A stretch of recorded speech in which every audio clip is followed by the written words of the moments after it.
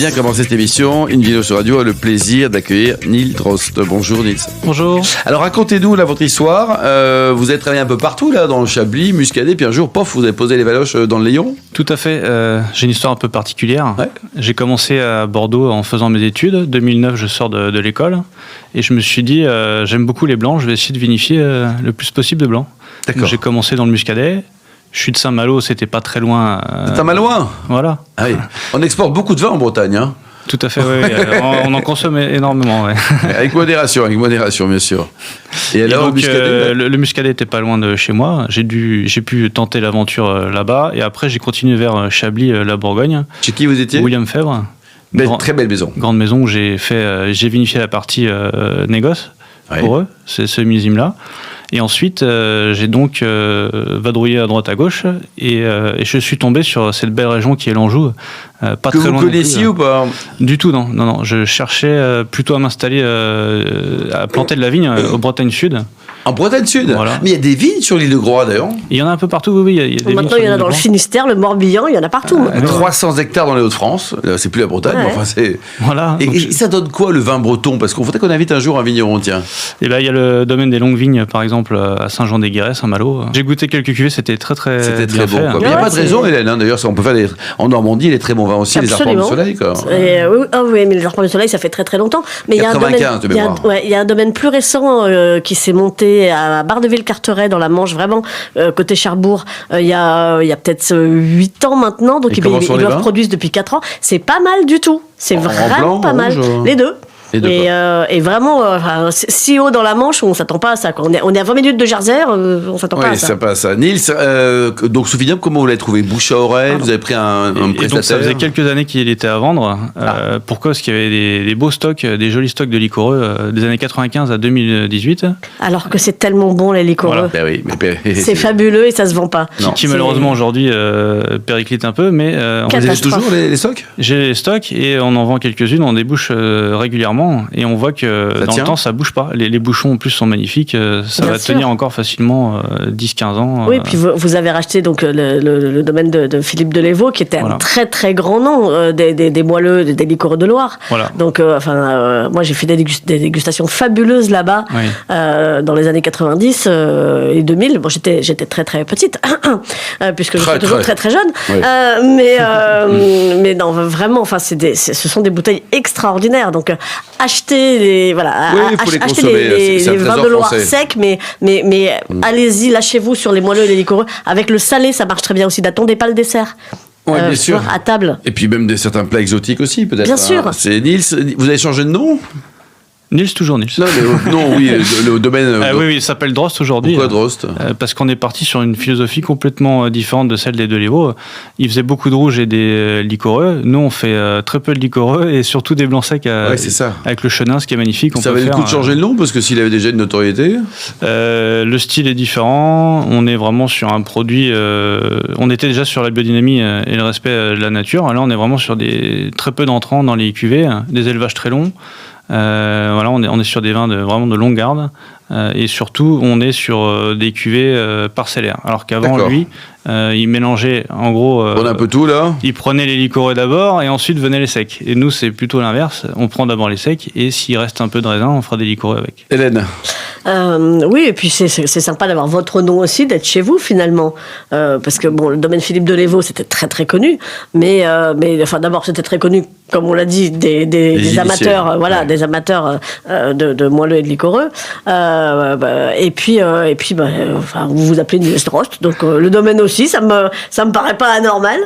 Une nouvelle page se tourne, et lui il avait commencé à arracher quelques vignes, on a continué sur cette lancée pour pouvoir planter des nouveaux chenins qui, à cause du réchauffement climatique, n'ont pas forcément le bon porte-greffe. Donc aujourd'hui, on met le bon porte-greffe sur les bons terroirs et on peut donc continuer à faire du parcellaire. Parce que pour les blancs, vous êtes 100% en chenin. Voilà, c'est facile. L'Anjou blanc, il y a le droit à un tout petit peu de Sauvignon, mais on est quasiment sur 95% de chenin blanc sur l'Anjou. Hélène.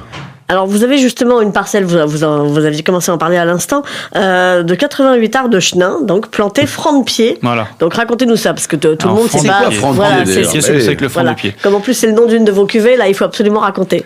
Donc Philippe Delévaux a récupéré ces parcelles-là dans fin des années 90, début 2000, et il a vu que c'était des terres sableuses. Et il s'est dit, qu'est-ce qu'on peut faire sur du sable ? On peut planter franc de pied. Ça veut dire que le phylloxéra, le petit acarien, ne se développe pas dans le sable. Donc on n'a pas besoin du porte-greffe américain. On peut planter racines directement dans le sol en utilisant donc une sélection massale des vignes qu'on avait sur la parcelle d'à côté, qui avait déjà une vingtaine d'années. Il s'est donc amusé à planter directement des sarments dans le sol, ce qui donne une cuvée exceptionnelle. Et surtout, ce qui est aussi exceptionnel, il y avait le passage en bio en 2000, donc cette parcelle-là n'a jamais connu de produits chimiques. Et donc vous avez cette cuvée qui est vraiment issue que de cette parcelle. Voilà, c'est quasiment la seule cuvée qu'on a gardée de Philippe Delévaux, le même nom, franc de pied. Et vous avez combien d'hectares au total, vous dites ? On est à 4 hectares en production aujourd'hui, mais on va planter petit à petit pour arriver à 8,5-9 hectares. Ah, quand même, doublé, c'est beaucoup doublé. Hein, on se fait 1 hectare tous les ans, du chenin principalement, mais on fera des essais sur quelques rouges.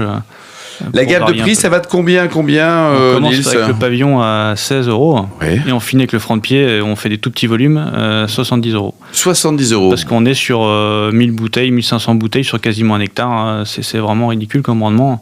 Par contre, les raisins sont très concentrés. On est plein sud sur le Léon, donc ça donne des choses vraiment différentes du reste de la gamme.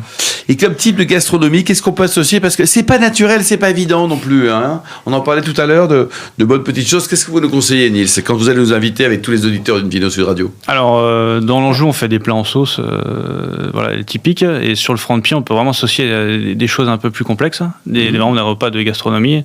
On est sur quelque chose d'assez gourmand à la fois.